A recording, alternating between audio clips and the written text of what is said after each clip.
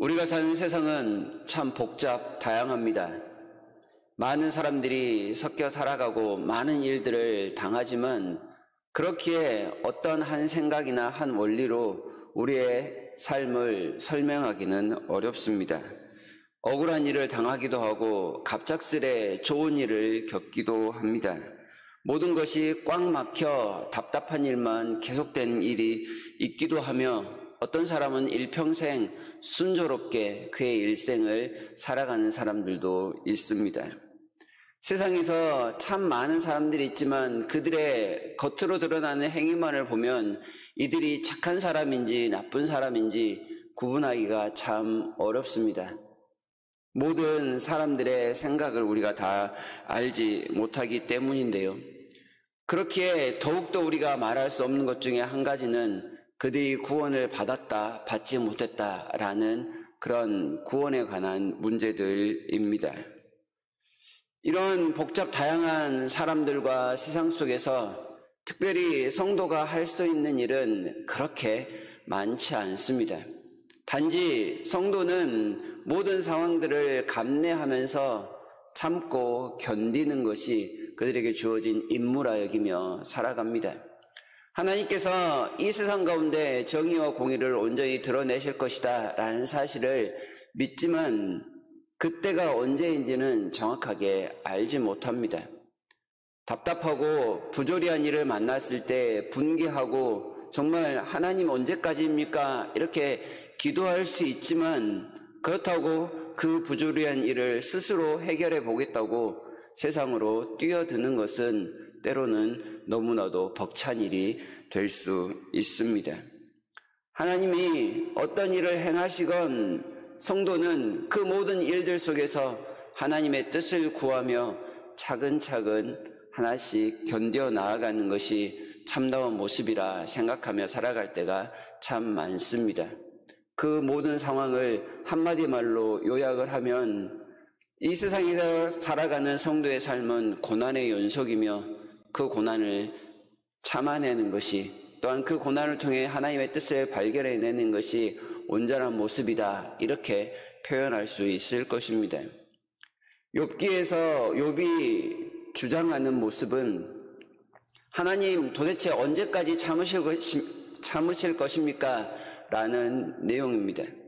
하나님의 정의와 공의가 분명히 드러나기를 바라고 있는데 하나님은 언제까지 묵묵부답으로 그렇게 가만히만 계시겠습니까? 이런 욥의 생각들이 많이 나타납니다. 특별히 오늘 읽었던 24장에서는 이러한 하나님의 묵묵부답하심에 대해서 욥이 답답한 마음을 그대로 표현하고 있습니다. 그런데 그 답답한 마음들이란 주로 세상에서 일어나는 부조리한 일들에 대한 내용이 대부분입니다. 자신이 보고 있는 이 세상의 모습은 악인들이 득세하는 모습이며 그 악인들 때문에 수많은 힘없는 사람들이 고통당하고 있는 모습입니다. 그리고 분명히 이런 악인들이 벌을 당하는 것이 마땅하지만 그때가 언제인지 그리고 어떻게 그들이 정확하게 벌을 당하는지도 드러나지 않는 그 모습 속에 살아갈 때가 많습니다. 이러한 모든 일련의 상황 속에서 욥이 단 하나 구하는 것은 주기도문의 내용과 같이 주님의 나라가 오기를 구하는 내용입니다. 모든 세상의 다양함 속에서 하나님의 뜻이 이루어지는 그때가 반드시 있을 것인데 그때는 곧 주님의 나라가 임하는 것입니다. 이렇게 결론을 내릴 수가 있는 것이죠. 욥이 이렇게 하나님의 나라가 와야만 합니다라고 여기에만 소망을 두는 이유는 이미 말씀을 드렸던 것처럼 온갖 악인들이 온갖 악행들을 주로 세상에서 나타내기 때문입니다. 24장 대부분의 내용은 이러한 악행들이 자행되는 모습들입니다. 1절부터 18절까지가 대부분 다 이런 내용들을 묘사하고 있는데요. 하나님께서 1절에 보시게 되면 그 때와 그 날을 정하시지 않았는가? 그 때와 그 날은 하나님의 나라가 임하는 날 혹은 하나님의 정의와 공의가 임하는 날이라고 표현할 수 있을 것입니다. 겉으로 드러나는 상황은 이러한 하나님의 때가 없는 것처럼 보입니다. 주로 힘없는 사람들이 악인들의 표적이 되어 그들의 착취를 견뎌내지 못합니다.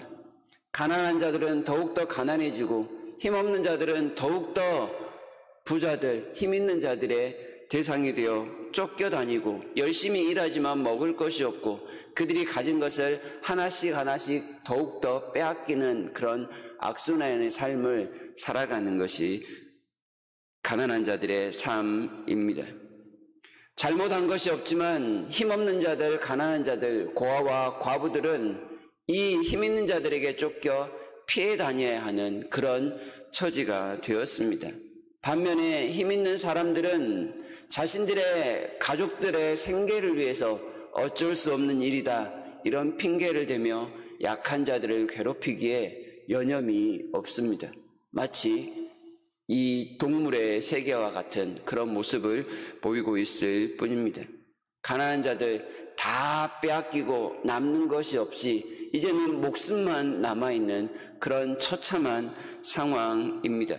열심히 일을 하지만 그 모든 소출은 그들의 입으로 돌아가지 않는 그런 상황들의 연속입니다. 그나마 남아있던 재산 빼앗기고 이제는 자녀들까지 다 볼모로 노예로 빼앗겨버린 그런 상황 속에서 이들은 하나님 앞에 부르짖기도 합니다마는 하나님은 역시나 욥에게 그러셨던 것처럼 묵묵부답으로 대답하시는 것처럼 보입니다. 이런 상황에서 욥이 바라는 것, 그렇습니다. 하나님이 빨리 오셔야 하겠습니다. 이런 마음을 담고 있는 것입니다. 약한 자들이 이렇게 당하는 고통 속에서 악인들은 그들의 모든 상황들을 다 자의적으로 해석을 합니다. 13절에서 17절까지를 보게 되면 그들은 빛과 어둠의 그 세력을 완전히 바꾸는 듯한 생각으로 행동을 합니다. 빛은 싫어하고 어둠은 좋아합니다. 그들은 마치 지옥의 친구가 된 것처럼 지옥에서나 있을 법한 일들을 아주 자연스럽게 자행하고 있는 모습들을 보여주고 있습니다. 낮을 밤으로 바꾸면서 낮에는 숨고 밤에만 활동하는 이들은 밤의 자식들이라고 표현해도 틀리지 않을 법한 모습입니다. 많은 사람들의 모습 속에서 악인들이 분명히 벌을 받는 모습도 나타난다라고 할 수 있습니다. 18절에서 25절까지 그런 모습들이 나타나는데요. 그러나 중요한 것은 25절입니다. 25절의 말씀이 가령 그렇지 않을지라도 능히 내 말을 거짓되다고 지적하거나 내 말을 헛되게 만들 자 누구랴라는 말씀인데요. 이 말씀은 쉽게 악인들이 벌을 당한다라고 하지만 꼭 그렇지만은 않다는 것이 이 25절의 핵심입니다. 분명히 악인들이 그 행위대로 벌을 받는 것이 마땅한 이치이지만 그러나 아직은 아니다는 것을 지금 욥이 노래하고 있습니다. 하나님께서 우리로 하여금 말씀하시기를 하나님의 정의와 공의가 이 세상에 물이 바다를 덮음같이 가득하게 하실 것이다 약속해 주셨지만 그때가 꼭 지금은 아니다라는 말과 같은 것입니다. 욥이 애매한 고난을 당하고 있지만 그 고난을 풀어주실 때가 분명히 오실 것이고 그를 비방하는 욥의 친구들이 벌을 받게 될 것이 마땅하지만 꼭 그때가 지금은 아닐 수 있다라는 그런 뜻입니다. 힘들고 어렵게 살아가는 성도들이 하나님 앞에 기도하는데 하나님께서 그들의 모든 소원을 다 들으시고 응답하실 것이다 약속을 받았지만 그때가 이루어지는 것이 꼭 지금은 아닐 수 있음을 우리에게 이야기해 줍니다. 이러한 마음 속에서 욥이 기대하는 것이 무엇이겠습니까? 그때를 바라는 것, 그것 하나밖에 없지 않겠습니까? 이 세상에서 나의 억울함이 풀어지지 않을지라도 정말 그럴지라도 하나님의 나라가 임하게 되면 하나님의 때가 되면 모든 것이 다 해소될 것을 믿으니 나에게 남는 것은 오로지 그럼에도 불구하고 하나님을 믿는 것입니다. 라는 생각입니다. 그런 생각을 주님의 나라가 오기를 간절히 바라는 모습이라고 해석할 수가 있겠습니다. 하나님은 이 세상에 대해서 방관만 하고 계시는 것이 아닙니다. 이 세상의 악함을 바꾸실 능력이 없으신 것도 아닙니다. 이 세상에서 본인의 자녀들이 고통받는 모습을 보지 못하고 계시는 것도 아닙니다. 단지 하나님도 오래 참는 그 인내심으로 꼭 참아내고 계신다라는 사실을 우리가 기억해야 합니다.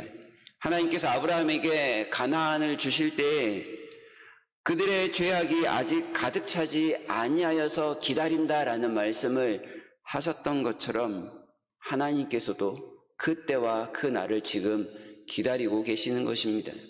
욥이 간절히 기다리는 것처럼 하나님 역시도 기다리고 계십니다. 곧 현재를 살아간다는 것, 성도들이 고난을 당할지라도 이 현재는 하나님의 오래 참으심의 역사이기에 한편으로 우리에게는 고난이 유익이 될 수 있고 하나님의 배려를 경험할 수 있는 놀라운 은혜가 임할 수 있습니다.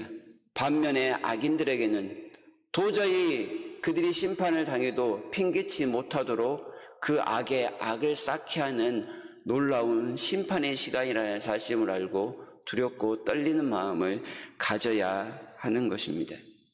하나님의 나라는 분명히 우리 가운데 임할 것입니다.